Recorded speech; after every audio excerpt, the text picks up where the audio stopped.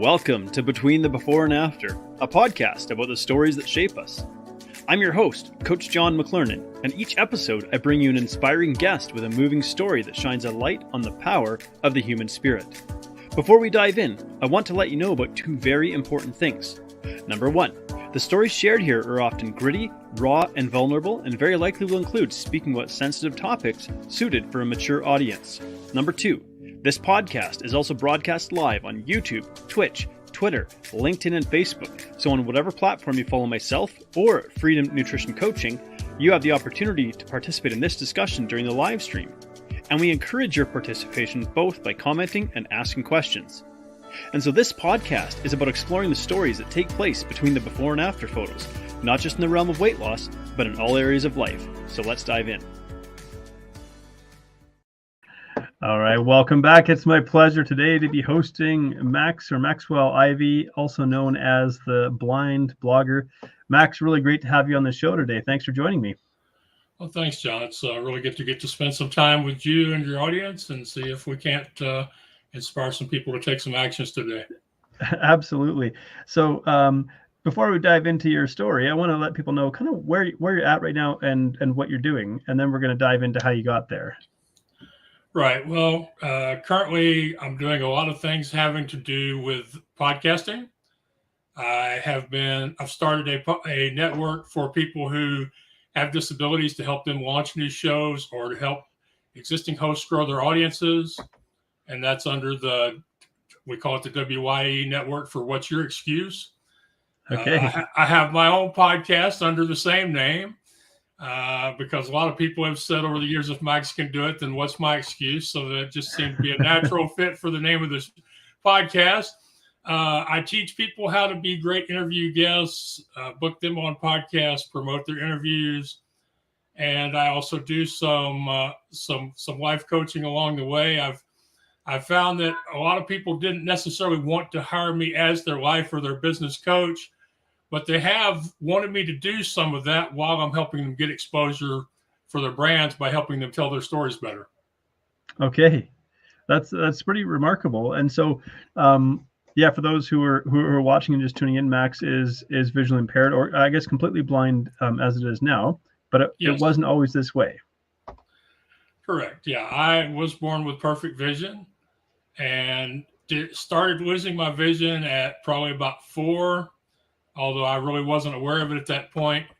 It's just that the family noticed that I was falling down and running into things more than the rest of the kids.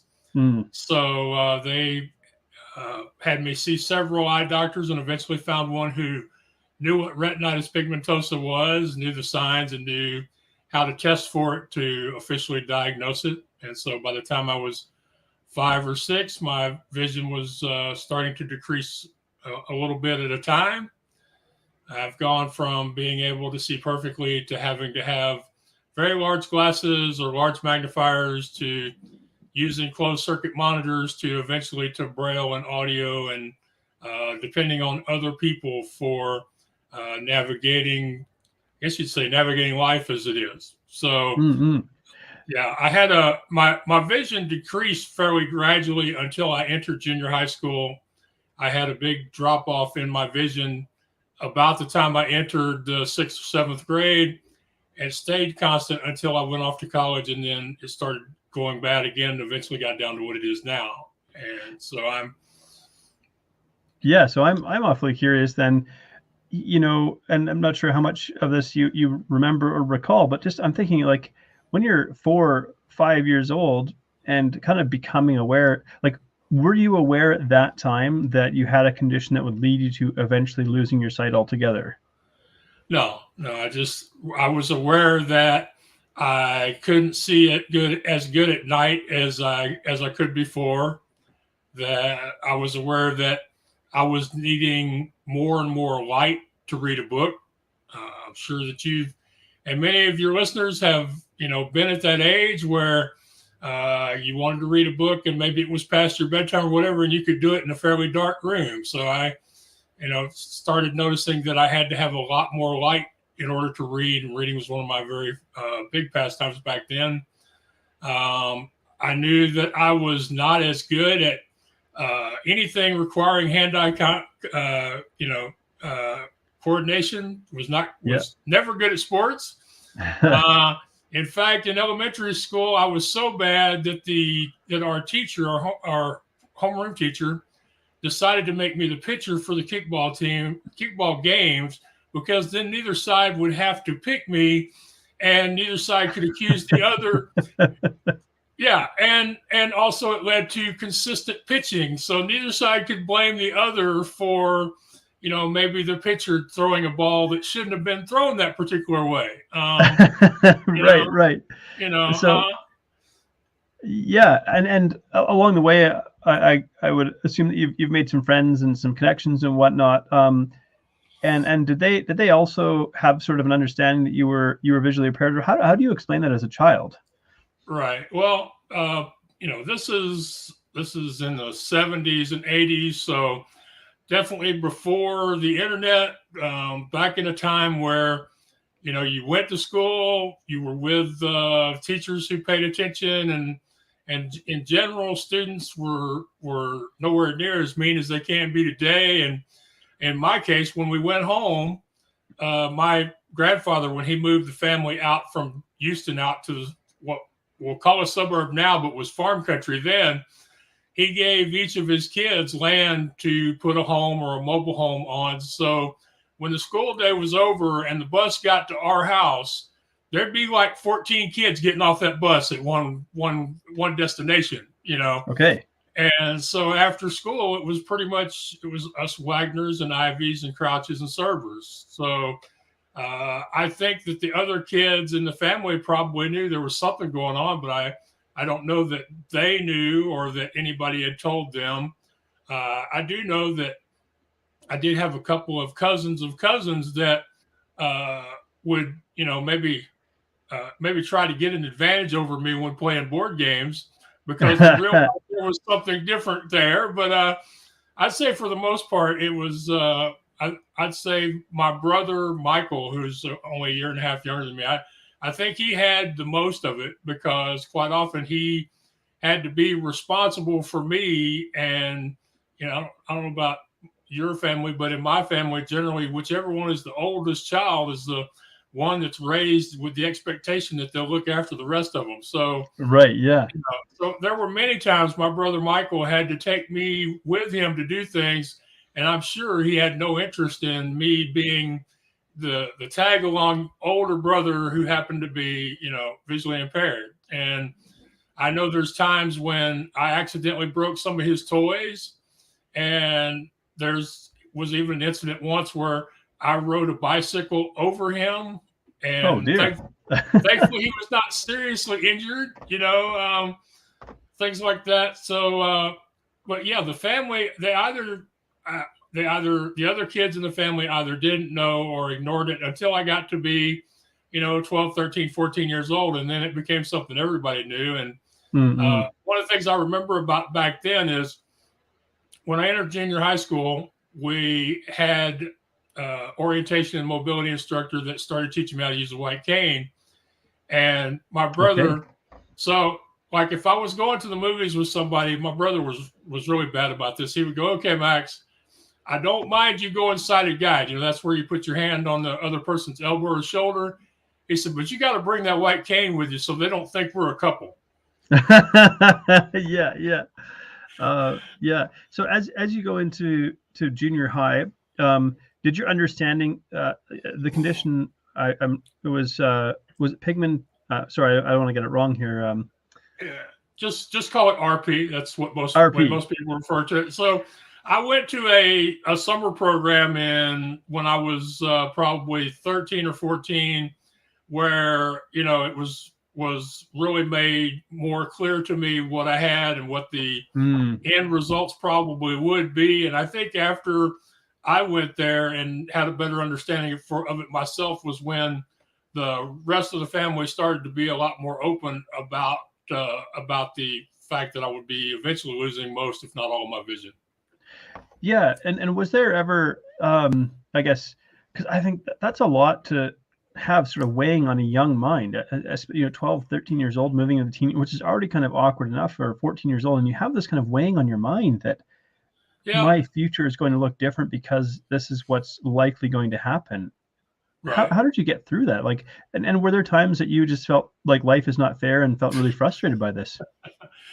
Yeah, there were times when it was very frustrating. I was always one of the better students, so as my vision got worse, uh, made completing homework or finishing tests and other assignments so much more difficult. It was like I had to work really a whole lot harder than anybody else had to, and went from being one of the best students to maybe just an above average student in high school. Uh, Mm-mm.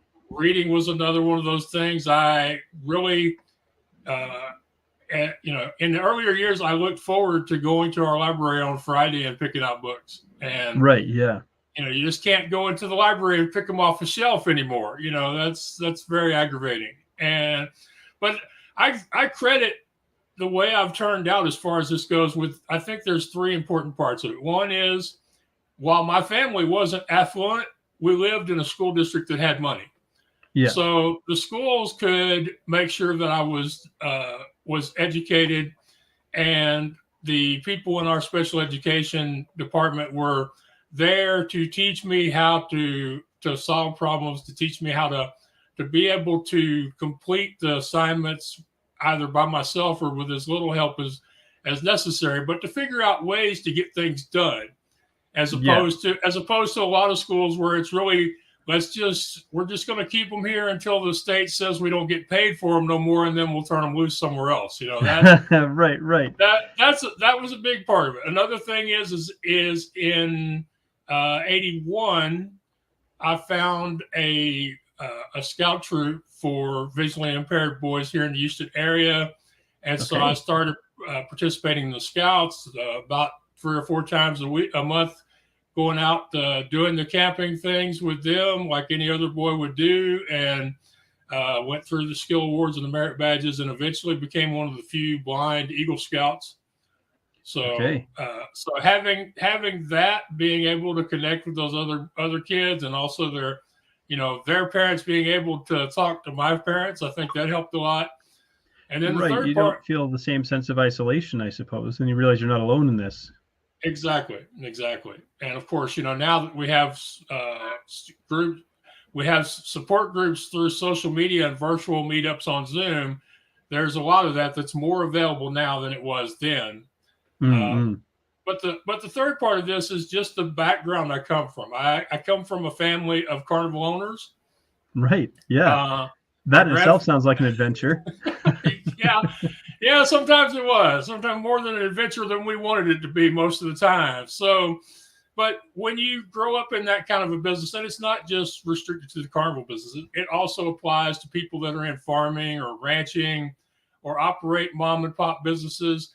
You learn to understand that you're never going to have all the time and money and resources that you would like to have, but you just have to find a way to get things done. So in my family, there wasn't a lot of tolerance or time allowed for people to feel sorry for themselves, even if they had a good reason to feel Yeah. sorry for themselves. Because in my family, we were taught from a young age there's only one thing that matters if you're a carny.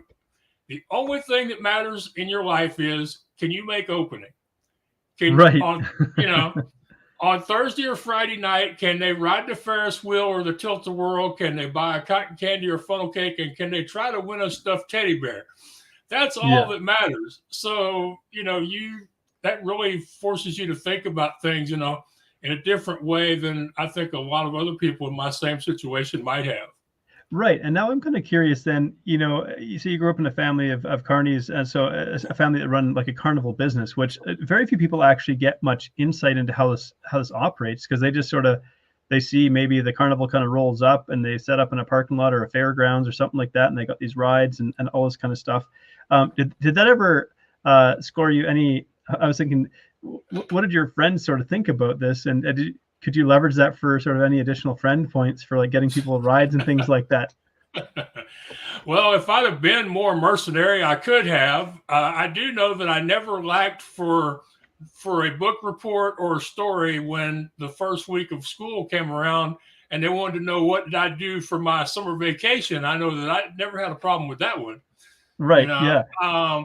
But there was it's not so much more anymore because the carnival business has become so much more corporate, and right. there aren't a lot of small family businesses left in it. My cousin Jason Wagner, his side of our family used to have a reasonably sized carnival, but he's grown it up to about a 35 ride outfit, and that's considered kind of average nowadays for a carnival in Texas. So, but there used to be a rule: you never booked an event in your own hometown because you didn't want to. There was always a possibility that no matter how hard you tried, something bad might happen, and then you'd have to live with these people. Right. I would have never thought about that, but yeah, hey, if a ride goes wrong and someone gets hurt or heaven forbid they're killed, because we've seen tragic actions like this, you don't want to have that happen in a town that you're a part of. And so that meant, like, over the summer that you're traveling with your family in the carnival, or yeah. The way it used to work is a older relative, say like grandparents, older uncles and aunts, would keep the kids during the school year, because the school would run from September of one year to May of the next year. And the carnivals would generally be out working, at least here in Texas, from February of one year through to October or November. So you had some time there where school was still in session, but the carnivals were already working. So usually, like me and my brothers, we would stay with my grandmother here in Conroe, or Spring back then, until school let out. And then we would all join the carnival until it came time to go back to school.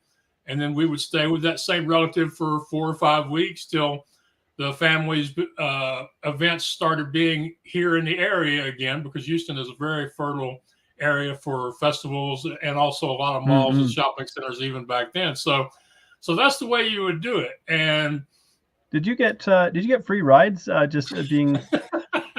It depended on the ride, actually. If it was our rides and it was during a time of the day when the Midway wasn't real busy, one of the most common times for us to get to ride was, pretty much every town when they have a festival, they have a parade.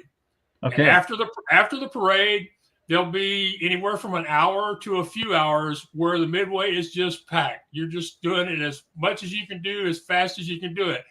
But then there'll usually be an hour or two lull between the post-parade blow-off and the beginning of the evening work. So that was usually our best chance to ride the rides, because we were supposed to stay out of the way and not get in the way of people making money.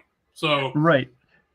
So that would be one. But the thing is, though, there were people who had some of the bigger rides, like the bumper cars, or I'm trying to think, like the Hurricane. Some of those people would bring their rides on our Midway, and they would just tell us, "Look, your kids cannot ride our rides for free. They're going to have to pay if they want to ride." Okay. So that did happen. And then the other thing, it costs money to operate, I guess. Well, yeah. Plus, there's a limited amount of time for them to get their money back on their investment for each week's work. So we always understood it. We would complain about it, but we were we were with it, so we understood it. And then as far as the food and the sodas and stuff goes, we could get pretty much what we wanted of that within reason, but we had to go to the back of the trailer or booth, and in effect come in through the help entrance. Right. And later on, even some of those, they would make us pay for our drinks because they wanted to discourage us from drinking more than we needed to. So we'd pay like half of what the retail would be.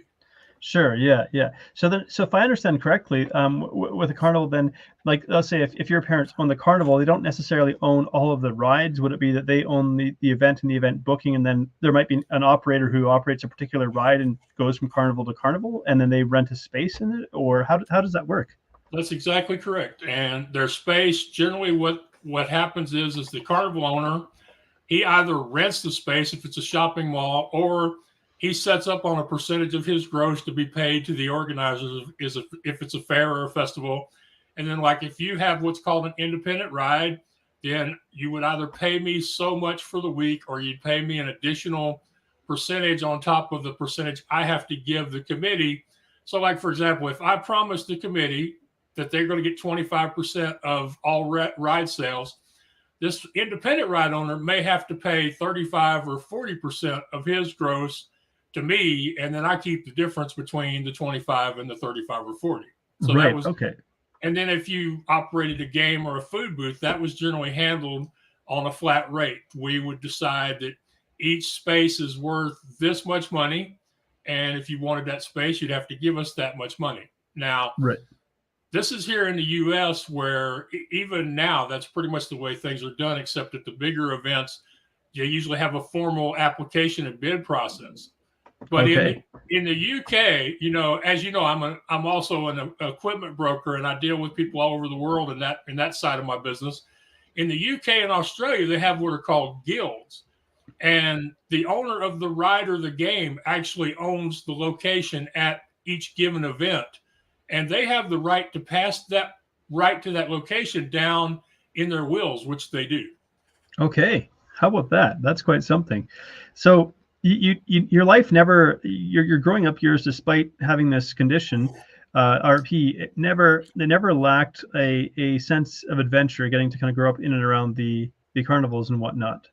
No. And they found ways for me to contribute. I was always a big kid, so they would allow me to help set up and take down rides. Although my dad used to joke that if anybody ever saw me helping them set up and tear down rides, that we'd probably be in trouble for it. Right. If they were aware that, hey, we got a blind guy helping us set up rides. So I started helping with the bookings while I was still in high school. I'd call people on the phone, or actually type letters and send letters out to people for us. And like I said, I helped set up and take down. When I was real young, 5, 6 years old, to keep me safe, because they were always concerned about me with what vision I did have on the Midway. My grandmother put me to work in her cotton candy stand, putting the popcorn in the box and putting the butter on the popcorn and putting the snow cones together at 5.5 years old. So, okay. And I like to tell people I've done everything you can do in our business except drive. Right. Yeah. Fair enough. And so in the later years of your high school years, so growing up, you spent a lot of time with your aunts and uncles because your parents being on the road with the carnival. So I would imagine that you had a pretty good relationship with like your extended family to some degree. Yeah. And of course I had a really good relation with older people in general. I seemed to enjoy them, and they seemed to accept me in a way they didn't accept any of the other kids. And I think the vision loss might have been part of that. And also because I think my vision loss and just the way I was taught by my parents, I think I listened and was more still than a lot of the other kids. So I was welcomed and educated by the older people in the family, the extended family. But it's kind of a push-pull kind of a thing when you are in the same business as your entire family, because sometimes, it was like, hey, we love you. We're going to help you. Can I bring some rides to your event? And then other times it was, I want to run you out of business. I want your bookings because it's better than my bookings. And I'm going to tell your committees anything I have to tell them to get them. So it's cutthroat carny. Yeah, sometimes it was, sometimes it was, like I say, sometimes it was, all of us Wagners extended together. And sometimes it was, at one time, my extended family at one time operated 4 carnivals in the state of Texas, all in the southeast part of the state. So there's always so many really good bookings. And so sometimes the fact that we were all carnies was caused a bunch of friction, Fair enough. So then, as you graduate high school and you're going to college, your vision has deteriorated quite significantly. You're not fully blind at this point, but for all intents and purposes, there really wasn't much function to your vision. Would that be accurate? Yeah, I'd say that would be accurate. And throughout college, I had to employ readers to help me complete the tests, or produce the term papers, and sometimes even to help take notes in class. So I did that during college. I have a degree in political science from Texas A&M Corpus Christi. It took me 6 years to get. Yep. However, I am proud of my degree, even though I don't know how much it has served me in my many business endeavors. But I'm proud of my degree because I recently learned a statistic about people with disabilities at college graduation. And that is that if you combine somebody who's a first-time college student and who is also has a disability, the graduation rate for that person is 15%. Wow. Okay. That's quite significant. Yeah. So I'm proud of my degree. I wasn't able to get admitted to law school. You know, me and the family, we thought, hey, it would not be a bad thing for a family of carnival owners to have an attorney in the family. But right. Yeah. But my law school admissions test numbers were not good enough. And this was 1990. So a lot of the differing attitudes that the admissions people have now or even 10 years ago weren't existent at that time. I actually had the dean of admissions from Texas Tech University send me a letter, and I wish I had kept it. And every once in a while, I think about looking up and seeing who it was in 1990, because he sent me this letter. He said, "Mr. Ivey, I don't know why you want to become an attorney, because all they'll ever let you do is wills and yeah, I think he said wills and estates, but those are the same thing." So, but he basically said all they'll ever let me do is be a lawyer who's a clerk. And I remember thinking, I should have kept that. And if it had been nowadays, of course, that would have been a social media thing. We would have right. You would have. Yeah, you would have taken quite a hit on social media for going after somebody with a disability like that. And social media can be a little bit like that, and it can be maybe a plus or a minus. Yeah. So then, but by the time you graduated college, was your vision loss was complete at that point? Oh yeah. It was I had, by that time, I basically could I could see light, like sunrise and sunset would be two of the things I could see, but I couldn't tell you the colors of the sunrise or sunset. I could just tell you where it was because it was overly bright. Right. Yeah. Yeah. So I graduated, and like I said, the law schools wouldn't accept me. So I went through a training program at World Services for the Blind in Arkansas, and I went to work as an automated collections site operator for the Internal Revenue Service for a little over 2 years. Okay. Until the stress of being the first person people talked to when they got those nasty letters from the IRS basically got to me, and I said to myself, I can be happy and middle class. Excuse me, I can be unhappy and middle class, or I can be happy and be broke. So I went home. Okay. And, not knowing if or when I would receive any income from, returning to the family business. But luckily for me, my brother Michael, who is a very talented airbrush artist, was getting a lot of work at that time, and he had a 2-bay game trailer that he needed to get rid of, and I had a little cash, so we made a deal where he sold me his game trailer on credit, and I had a trailer with a duck pond where they pick up the ducks and look at the numbers on the bottom of them. Right. And I had a game with a tag balloon game where they would pop the balloons and you'd look at the number. The other person, I'd hire somebody to work that side of the trailer. They'd look at the number behind the broken balloon and see what prize to give them. And that was what I did. And then, of course, I went back to helping with the bookings. I continued to help set up and take down rides. And I was the sidekick for my dad. We were never a big carnival. So, and not having any vision, there were things I could help with, but there were a lot of things I couldn't help with. So when my dad would have to make a third or a fourth trip some weeks to get all of our equipment from one town to the next, I would ride with him. And so we basically spent a lot of time going up and down the road together in raggedy old carnival trucks and trying to get to the next town each week. And, I learned a lot of what I know now about, finding solutions and being positive and asking for help. A lot of that stuff, I learned all those years of hanging out with him. But the really cool thing was there were so many times basically me and him would get back to the previous town, and we would, just figure out some way to get that last piece of equipment in so we could make opening. And people would always ask him, they'd go, "Hey, Max, how did y'all do that? How did y'all lose that 900-pound moonwalk with just you two guys with no winch?" That would be one example. And he would always just look at them, and they would tell me he would just look at them and grin and say, "What? Did we have a choice?" Right. That's quite a testament really to resilience, really. And I think as we sit here and chat with you, I don't hear like a trace of bitterness or negativity or anything like that. And I think people listening to this, if they weren't aware that you were blind, they wouldn't have any idea, because you just described this as though like you're living your life.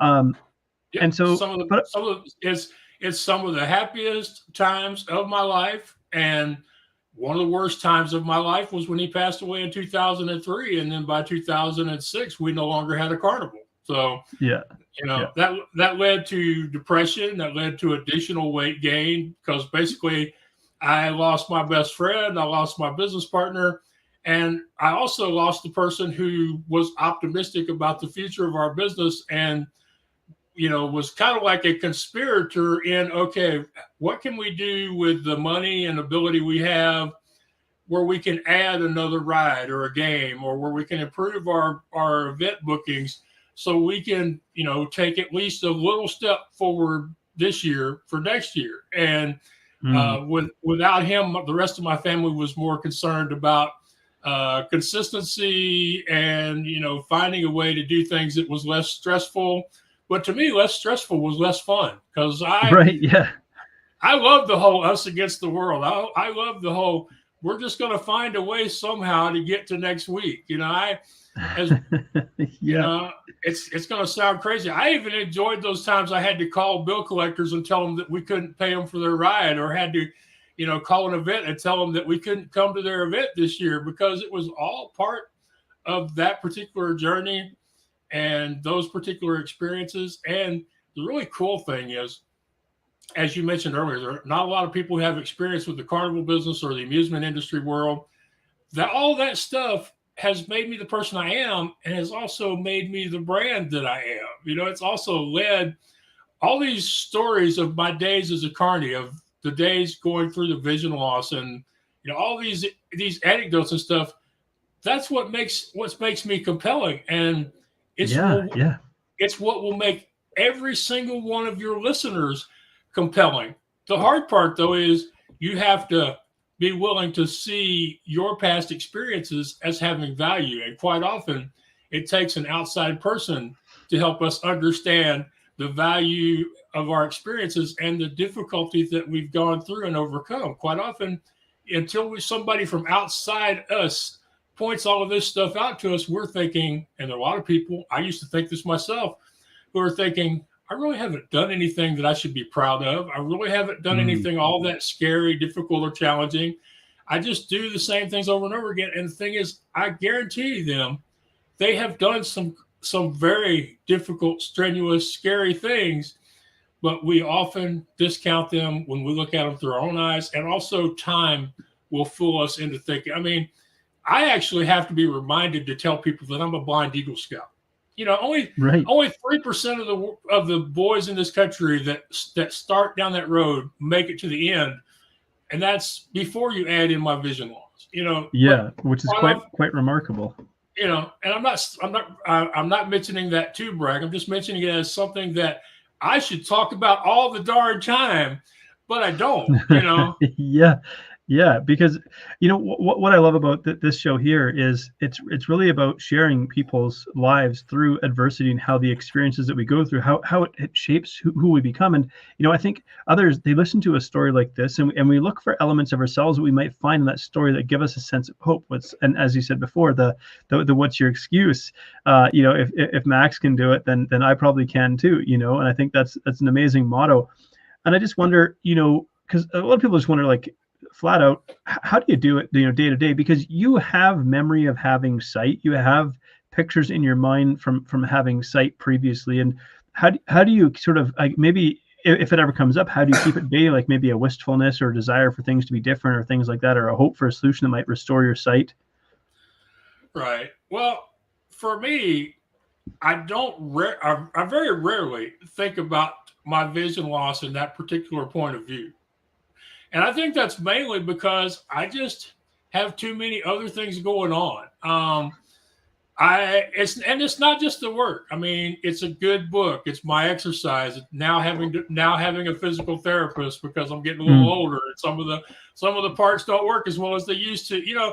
But I generally there's a great quote from Elizabeth Gilbert, and most people know Elizabeth Gilbert for Eat, Pray, Love, and they think she's always been a famous, successful writer, and she's always been successful, but she had to work really hard and write a lot of freelance articles before she became known for that. But she wrote a great book called Big Magic, and I encourage anybody to read that book. It's about people involved in creative projects, whether they're doing it for business or for passion. And she says in there that curiosity will carry you through when passion deserts you. And I love that.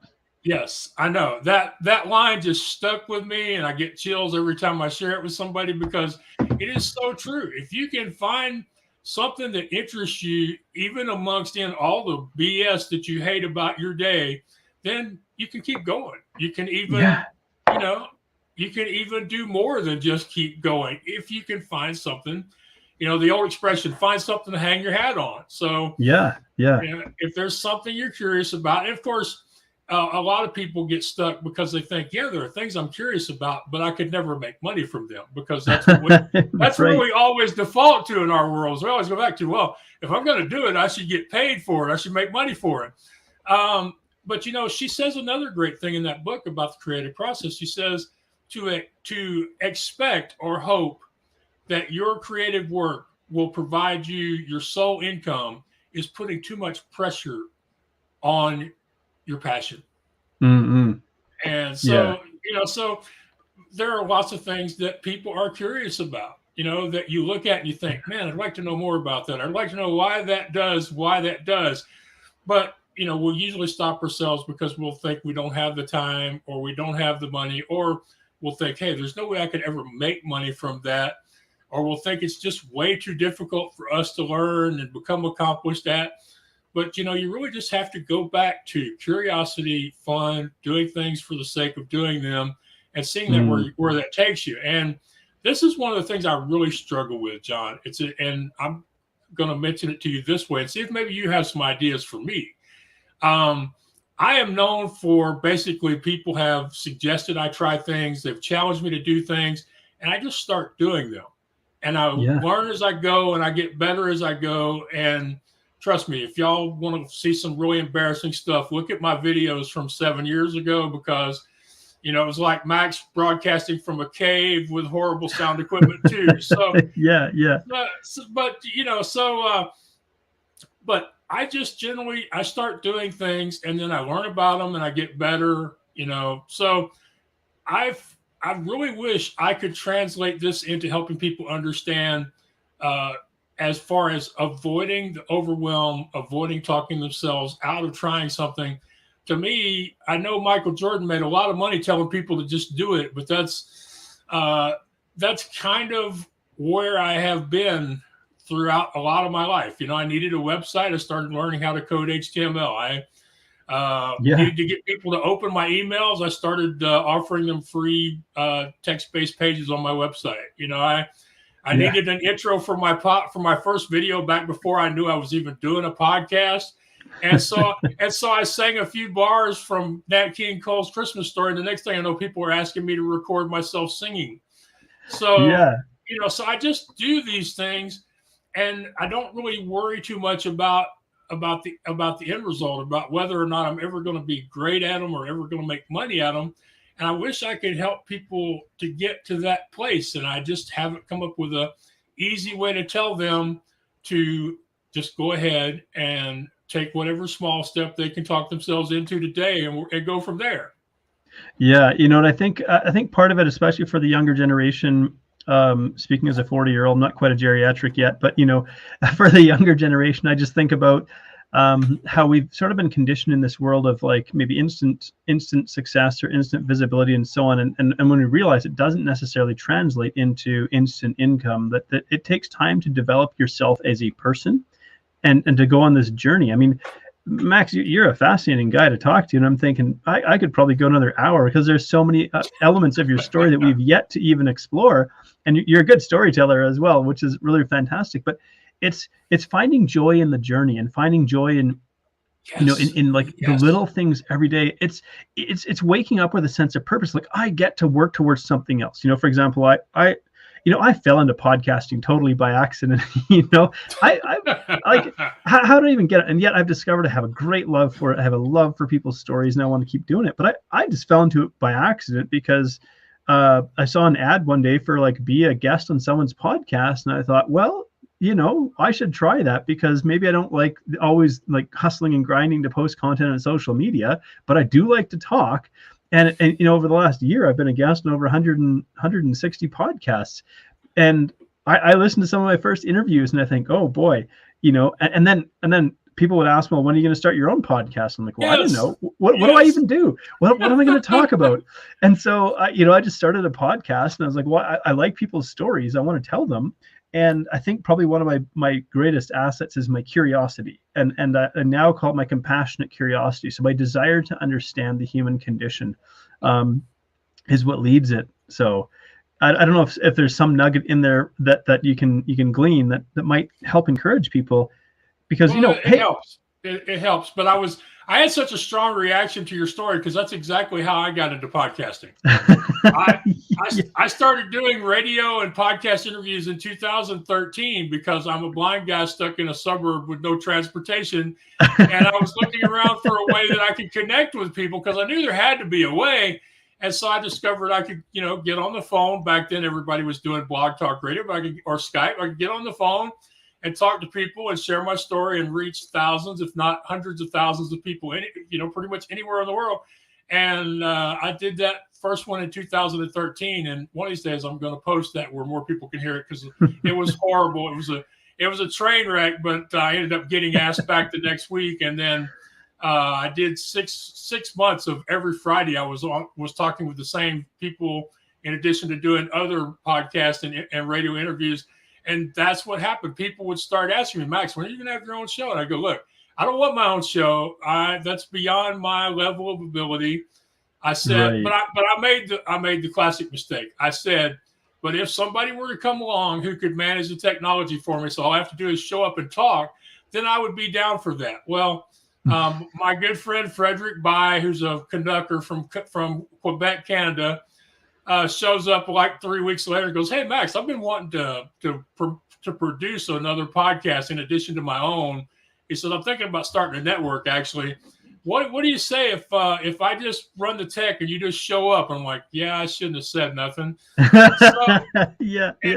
But he was true to his word, and we did it that way for several months. And then at one point, he realized I didn't really need his assistance anymore. So he contrived to have an unscheduled appointment one week, and I basically, in the course of 24 hours, learned about Zoom, set up an account, did a test recording, and then interviewed my first podcast guest via Zoom for my show, What's Your Excuse? So I got into the same way. And then, to take it a little further, after I had the podcast a while, people have asked me to help them launch their podcast or give them advice on what I would tell them to do or not do with a podcast. I've given talks at conferences like Podfest Expo and WordCamp New York on creating blogs or podcasts. And then it's almost 2 years ago now, I was looking for an idea, something really crazy to pitch a grant competition for people with disabilities. The idea being it had to serve the better good. It had to either educate or advocate or do something unusual and be done by and for people who were visually impaired, because it was run by the Lighthouse for the Blind. Yeah. So Alex Sanfilippo of podmatch.com, really good friend of mine. We've known each other for years now. He said, Max, why don't you help other blind people launch podcasts? And I said, well, you're out of your darn mind, and there's no way I'm capable of doing that. And then he basically went down the fact that I've been a podcast host and a guest and coached people on being a guest. And then he said he shared two of my traits that he thought were really important. He said, one, Max, you're the most positive person I've ever met. So you would be very helpful when those people get down, frustrated, disgusted about their podcast not making the progress they would like them to. And then he said, you are a master of finding and implementing creative solutions. And so he talked me into it. So now I have, like I mentioned in the beginning, the What's Your Excuse podcast network. And we have, I think we have 3 homegrown shows where I've helped people start brand new podcasts. We've got probably another 15 shows that are syndicated to it through their RSS feeds where people can find out about them on the website. And it's one of those things.